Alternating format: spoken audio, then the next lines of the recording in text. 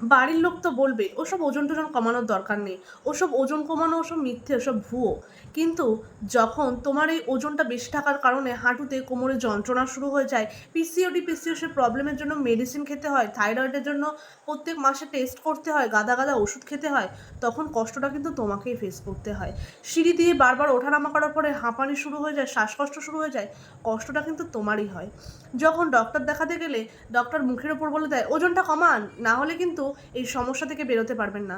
Shopping মলে গিয়ে কোনো জামা পছন্দ হলেও স্টাফেরা যখন বলে ম্যাডাম এটা আপনার সাইজে আসবে না, তখন কিন্তু অপমানটা তোমাকেই সহ্য করতে হয়।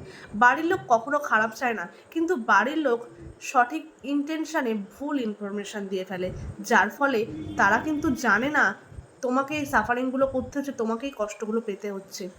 তো সিদ্ধান্ত নাও, তোমারই তো জীবন।